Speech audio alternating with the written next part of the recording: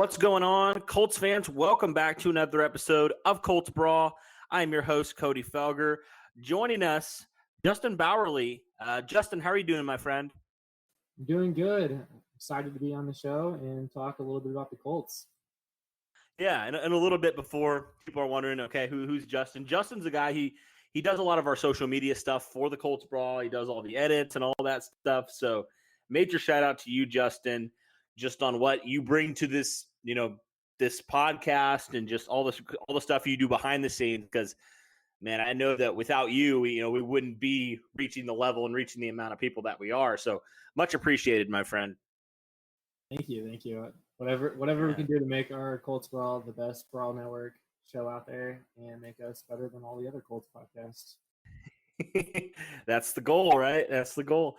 All right, so cool. Well, today in this episode of Colts Brawl, we kind of want to touch on a few different Colts topics. A lot of stuff has happened. A lot of stuff that's not really newsworthy, but stuff that is notable that we wanted to talk about. A lot of different press conferences have happened in the last few weeks from coaches and players. So we kind of wanted to touch on some of those today. And then, the Colts obviously are reopening their facilities, which is a big deal. Some Colts players have made their way back in. Primarily one that I saw was Kamoko Toure, the defensive end out of Rutgers, former second-round pick. He's a guy that he's always been interesting to me because comes in as his rookie year, kind of struggles with, the whole weight and whatnot. I think he has like 4 sacks his rookie year. So, decent rookie year, but he always knew and we always thought there's a lot more potential to be tapped into. And then, you saw videos of him last year working with Robert Mathis, continue to try to improve his craft.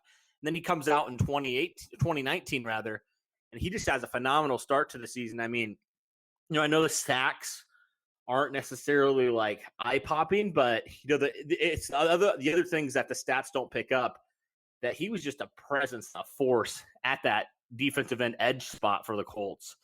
And obviously went down to that Kansas City game and didn't finish the season. So he's recovering, coming back, and video was surfacing. Robert Mathis, I think, posted it on his Twitter.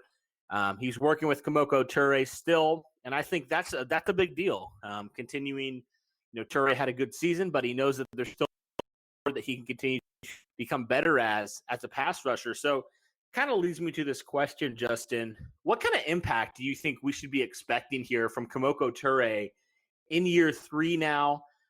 He's had 2 years of kind of unfortunate things happen to him. So this year could be the year where he could potentially take off and be that pass rusher the Colts saw when they took him in the second round out of Rutgers. What do you think kind of impact are you expecting from Toure here now in year 3?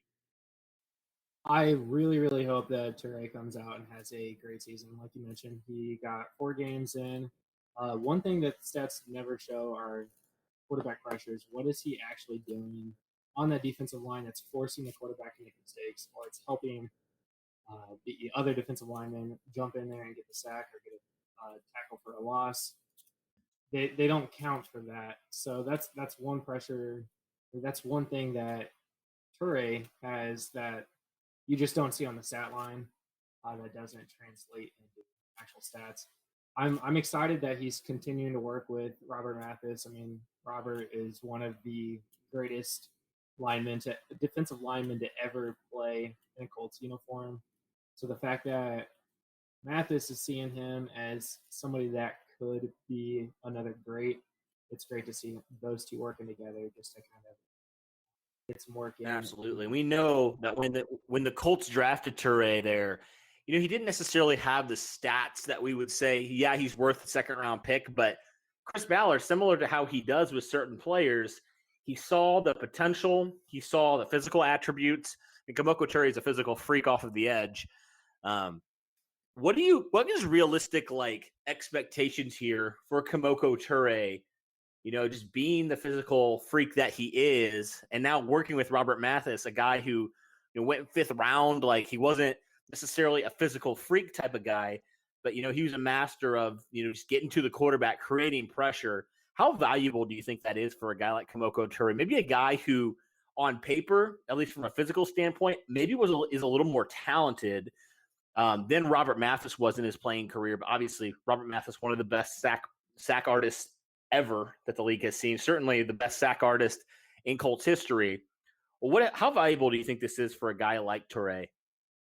Well, I honestly, it's very valuable. I mean, the fact that you're getting work from one of the best, but you're also playing with guys like Justin Houston, DeForest Buckner, Sheldon Day, guys that have been to the Super Bowl, they've been to the big game, they've got that veteran experience, and now you're plugging in a younger guy who is 25 years old onto what could be a great defensive line this year. I think with all of the pressures from Justin Houston and DeForest Buckner, the offensive linemen are not going to be focused on Toure as much. He might get in there, get a couple more sacks than his previous totals. I mean, he's totaled 5.5 sacks over 18 games now. So I expect to see at least 5, maybe 6 sacks from him this season, with a lot of assisted tackles, especially for behind the line. Hopefully we get a lot of PB hits out of him. Mm-hmm. Yeah, and I think I think it is something similar. I was saying something like that with a guy like Danico Autry, right? A guy that was at that 3 technique in 2018 and 2019. 2018, he just comes out of nowhere, has 9 sacks, and everybody's like, "What? Who is this guy? Right? Who is this Danico Autry?" And then last year they come back to earth a little bit, only has 3.5 sacks. Colts 3 technique is obviously the biggest weakness, and now they've upgraded to a guy like DeForest Buckner. You mentioned Justin Houston, Kemoko Turay. Now I think has an opportunity to get more one-on-one action and less attention, I guess, if you will, and more chances to get to the quarterback. I mean, that's something that we saw even last year with DeForest Buckner compared to his 2018 season. Like the 2018 season, he had double-digit sacks. I think last year he had 7.5 sacks. So it's just, getting more talented guys around you that, you get more of the double teams, and some of those guys get more of the stats, but it's not like you're not being effective. And so I think it could be a similar situation here to potentially giving Kemoko Turay more chances to get more sacks and make more opportunities. And I think it's certainly a good situation that Turay finds himself in. Another thing that kind of speaking of, looking at some Colts and some press conferences, T.Y. Hilton met with the media over Zoom and was kind of talking about just everything. And he was one of the questions was basically about, his contract. Like they're asking, this is a contract year for Hilton, kind of asking him, hey, is this going to be something where, how much longer do you see you like being in the league? And T.Y. Hilton basically said, I think after this, it's going to be one more contract and I'm going to hang it up. And so that kind of leads me to this question. Do you think that T.Y. Hilton is going to be a guy who's going to be a Colt for life? I think his stats prove that he's worth the contract. I mean, he's had a lot of adversity in his career. He started with Andrew Luck. Andrew Luck goes down several times in several seasons. And so he has to play with backups like Matt Hasselbeck and Jacoby Brissett. But he's still balled out. I think he's definitely worth the contract. He's not the youngest person anymore. He's 30 this year. He's going to turn 31 during the season. But I could see another 3 to 4 year contract come out of him after this season and retire as a Colt. I would love to see that. I don't want to see this going like the Reggie Wayne route where it's like, I still want to play, but the Colts, it's a business decision. I don't want to see him to go to a team like the Patriots or something like that. So I really do hope that the Colts realize what they get out of him. I think they really do see his talent. He's I've been comparing him and Michael Pittman Jr. to like the Marvin Harrison Reggie Wayne duo. I don't think Ty is on Marvin Harrison level at all. Don't get me wrong there, but I think the impact that those two will have together is going to actually improve Ty's stats this year, because whenever it's just Ty out there, who's this other pair out there? You don't really have a second guy. Well, Michael Pittman Jr. is going to bring off double coverages on Ty, so it's going to open him up. And I think this year he's going to have a great season. He's going to get that last contract and retire as a Colt. Yeah, that's certainly the hope. And I know that Nick Sirianni, the offensive coordinator, he talked about T.Y. Hilton really highly. Like he said, this offense runs through Hilton, And I think that's really valuable. And you mentioned T.Y. Hilton playing with all these different quarterbacks. I think Philip Rivers is now going to be the 9th quarterback that T.Y. Hilton has played with in his career since being drafted in 2012. And he's continued to put up, Pro Bowl, All-Pro numbers about every single year.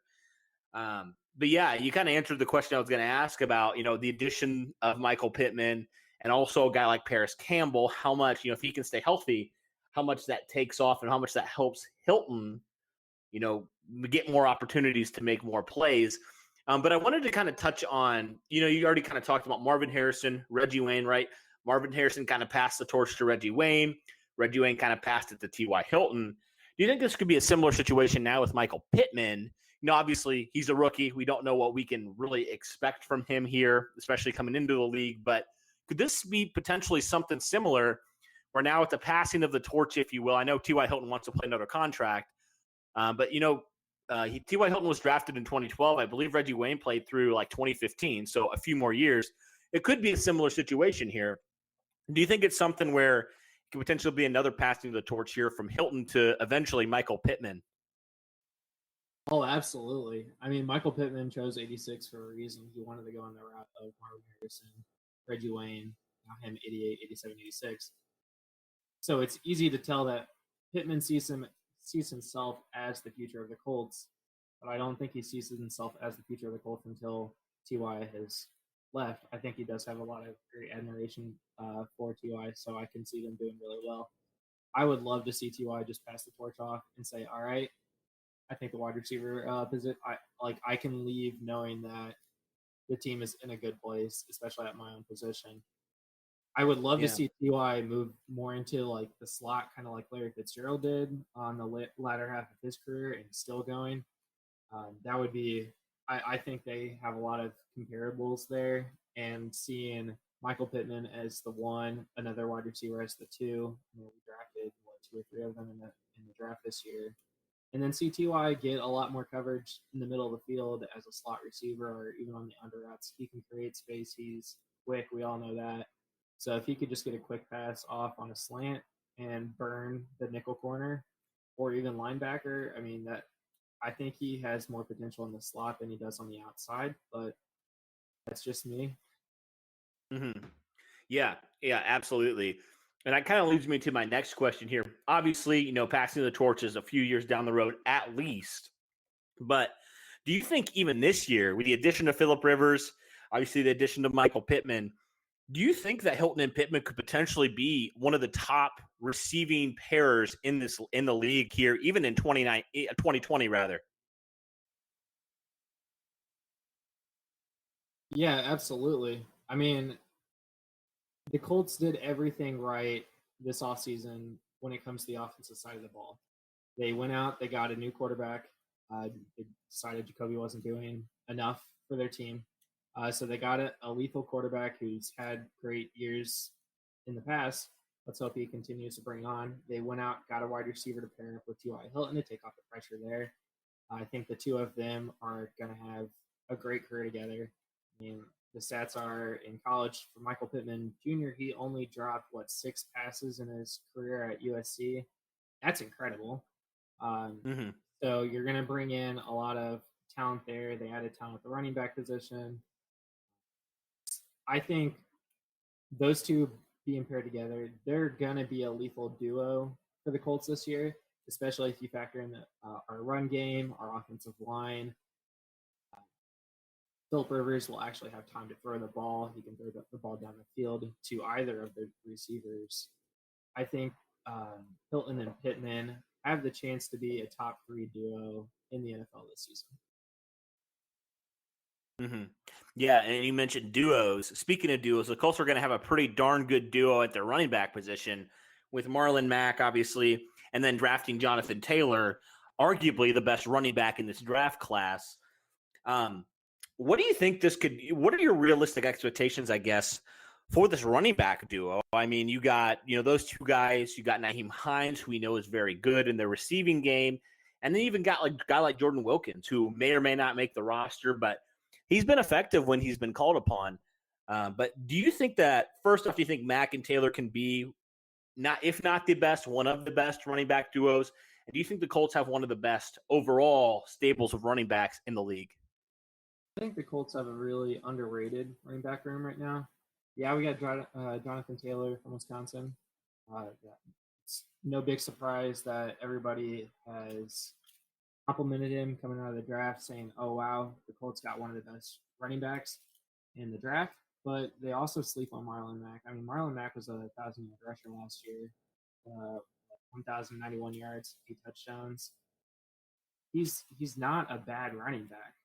So pairing him up with Jonathan Taylor, who could also be another 1,000-yard running back, I've said this before. I think we're going to have two 1,000-yard running backs this season. It's a huge possibility. The fact that our offensive line is one of the best. I mean, if you look at all of the sports accounts and everything that are putting together like your perfect offense and defense, I mean, every time they choose an offensive line, it's the Colts. It's not by mistake. That's only going to help both Mack and Taylor succeed this year in 2020. And I do think that they will be the best running back duo in 2020. At least, I mean, that's what I'm hoping. At least, Yeah.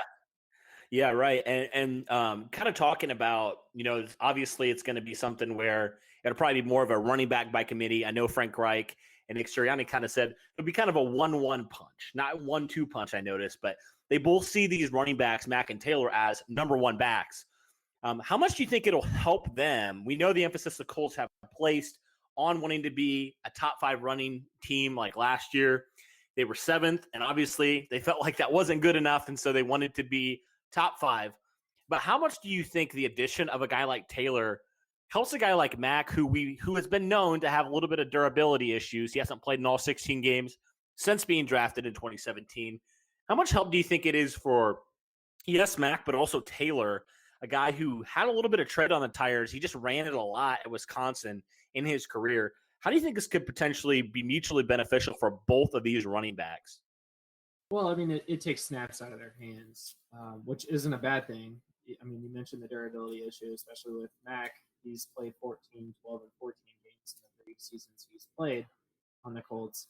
So you're helping your team out by not forcing Mack to run the ball 100% of the time when he's out there. It allows Taylor to come in, sub in, get some snaps in. It just reduces the chance of injury. So the fact that you now have 2 guys that can both play the same position, I love the 1-1 punch quote. That is my favorite. Everybody's like, "Oh yeah, now the Colts got a 1-2 punch." It's like, well, no, we got just 2 number 1 guys that can run the ball. And then you also got to think. Yeah, I mean, you mentioned it a little bit ago with Naheem Hines and Jordan Wilkins. You don't have to have Mack and Taylor out the field all the time because you got a little speedy running back with Hines that can play wide receiver. You could line up outside and play the slot, and do other things, or run the ball out of the backfield. It's quick and shifty. And then Jordan Wilkins is a great third down back who, if you need 1, 2, 3 yards in a huge line battle, throw him in there. He'll pick up those 1 or 2 yards. So the fact that you're now taking the ball out of their hands in situations where they typically would be in there and have a higher chance of getting injured, it's going to help out the durability. I can see them both playing 16 games this season finally. I mean, they're just going to help each other out. Yeah. Oh, yeah, absolutely. I do feel like, with the addition of Taylor and then just the emphasis the Colts have placed on, we are going to be a top 5 rushing team no matter what. Adding Roosevelt Nix obviously was a huge thing. Signing Trey Burton, who, a lot of people think of Trey Burton just as a receiving threat at tight end, but he's also one of the best run blocking tight ends. So now the Colts have on their roster arguably the 3 best run blocking tight ends in the league. And I think that's also notable as well. Speaking of run blocking, speaking of blocking in general, another Colt just had a press conference with the media recently. Colt center Ryan Kelly, a guy who he mentioned they're working on a contract extension right now. He's been one of the best centers in the league. I think last year was his best year as a Colt. He's just been one of those guys that I feel like he's been really underappreciated, but he's one of the top centers in the league. Ever since he's been drafted by the Colts, he's been in that conversation for the top center in the league. Obviously Quentin Nelson kind of overshadows him a little bit because Quentin Nelson's the best offensive lineman in the league. But I guess my first question here, kind of similar to T.Y. Hilton, Ryan Kelly said, I want to be a Colt for life. And I think that's a little more notable than even T.Y. Hilton because, we think T.Y. Hilton, one more contract. Yeah, he's obviously going to stay a Colt for life then. But Ryan Kelly's still pretty young. I believe he's 27 now. So he's in his prime type of player, top center in the league, former first round pick. Do you think that Ryan Kelly should be a Colt for life, and why or why not? I think Ryan Kelly's deserved it. I mean, he's been here from when the line was. I mean, he was kind of the start after Costanzo was drafted on building the offensive line. He was a centerpiece. Obviously, I mean, he's the center. He's the quarterback of the line. If you talk to anybody on that offensive line, they'll agree that Ryan Kelly runs that offensive line. Quentin Nelson, yes, he's great, but he's not the one that's in there telling them what to do. Ryan Kelly's the one that's actually out there calling out the defensive assignments, telling people, hey, look out for this guy, look out for that guy. He's the one that controls that offensive line, and it's always important to have a quarterback center pairing for, their lifetime. I mean, if you go back and look at Jeff Saturday, Peyton Manning, they were there forever, and that turned out great for them. I mean, you really get to trust somebody. So hopefully maybe Easton and Kelly is that new duo for the offensive line and quarterback position in the future once, Philip Rivers goes and retires eventually. But I think what Kelly has done so far, he's missed, let's see, he's played 16 games, 7, 12, and 16. So he's had a couple injuries here and there, but why fix something that's not broken? Give the guy a contract. You have the best offensive line in the league. That's what it really comes down to, is why fix something that's not broken. Yeah. Yeah, absolutely. And I guess, Ryan Kelly also talked about, obviously, the new quarterback, Philip Rivers, in town, but they haven't been able to physically, be with each other yet. How much of a big deal is this, in your opinion, that they haven't been able to take any live reps center to quarterback yet? I know Ryan Kelly said they've been doing it virtually and stuff, but obviously it's not the same. Do you think that would impact anything at all, or do you feel like it's something where they're both professionals and they'll kind of figure it out as they go? I think they're both professionals. They'll figure it out as they go. But that's all chemistry. So you can't build chemistry virtually, unfortunately. It just doesn't work that way, especially when you physically have to be next to each other to really gain that chemistry. So I think it could take some time. But that's what the preseason's for. That's what probably a short off season is going to be for. But look at when Jacoby thought Andrew Luck was going to be the starter all season. During the preseason, he was taking second string snaps. He wasn't taking the first string snaps, and then all of a sudden he got thrown into it. Or when we got Jacoby, and week 1 he wasn't playing, but week 2 he was all of a sudden the starter 7 days after being traded to the Colts. It worked out then. I think they really went into it and they figured it out as they went. Philip Rivers has been around a long time, and Ryan Kelly's had a lot of hands underneath him. So I think they'll figure it out. It might take a game or two to really get that situation going, but you also have to look at players like Tom Brady's doing the exact same thing today. He's not working out with his center right now, so he'll have to figure it out. But again, he's a pro's pro, so I think more veteran quarterbacks have a little bit easier of a situation in this sense, just because they've been there. They've played with many centers before. What's another one to them? Right. Yeah, absolutely. Yeah, I agree with you there. I think, Philip Rivers has played with countless guys under center. So I don't think it's going to be a big issue at all. The final thing I kind of wanted to talk about real quickly here, we've talked a lot about the Colts offense today. That's been the primary kind of look. We talked about running back, wide receiver, offensive line. So what are some of your realistic expectations here for this Colts offense? Do you think it's potentially an offense that could be a dynamic offense, or do you think it's more a middle of the pack type of offense, or maybe even, end of the pack offense? What are kind of your expectations for this Colts offense? The true Colts fan inside of me says that the Colts offense will be the number one offense in the league. Now, the realist inside of me, they're going to be a top 10. I don't see them being the number one offense in the league. There's just so many dynamic offenses out there. I mean, you got to think about the Ravens, and they have a quarterback that can run the ball and pass the ball. Plus, they got two phenomenal running backs. Also, you got to think about teams like Tampa Bay. They've got Mike Evans and Chris Godwin with Tom Brady and Gronkowski and Howard. There are offenses out there that are going to be better than this year. Don't think that there's not.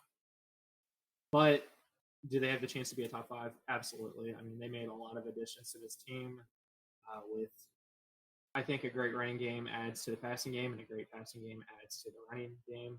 So the fact that, I mean, you have Hilton, Pittman, Taylor, Nix, Doyle, Burton, all of those guys, it's going to make a really, really dynamic offense right along there with the great offensive line that we have.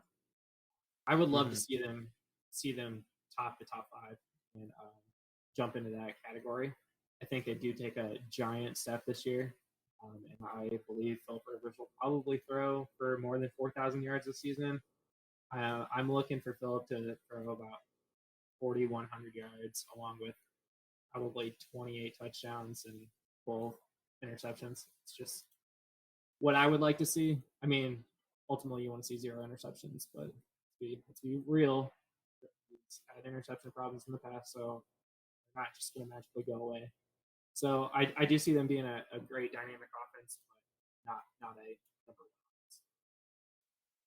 one offense. Mm-hmm. Yeah, they certainly got a lot of the pieces to potentially be that. There are some question marks though. I think that are notable. Obviously, Philip Rivers didn't have a great year last year. You got the durability issue with Mac potentially. How's that dynamic going to work with them? Wide receiver outside of T.Y. Hilton, nobody has been able to really do much. So can Michael Pittman come in and fill that role? You just got some question marks, but I think ultimately there's less question marks than on that defense. And I think that's a big deal. And I think that, Philip Rivers is a guy that's done it really well. And for so many years, future Hall of Fame type of years. So I think there's a lot of, optimism that I have for this offense, especially because, Philip Rivers will be back within an offensive system that he's really familiar with Frank Reich and Nick Sirianni. And I just think overall, this could potentially be a really good thing and a really good offense that nobody's really thinking about or talking about. But, I agree with you. I think it could potentially be top 10, hopefully top 5. I think it definitely has the potential to be that, if things work out. So definitely agree with you there. But all righty. Well, cool. I think that wraps it up here. Lots of topics that we covered. So be sure to, listen to those and digest those because there's a lot of different stuff that we talked about. Thanks, Justin, for coming on, man. It was a lot of fun. Just kind of talk about some Colts stuff for a little bit. And I appreciated it, man. Yeah, thanks for having me on. Yeah, absolutely. Well, thank you to our listeners also. Shout out to you guys. You guys are awesome. We love the debate and love just, your guys' support of us.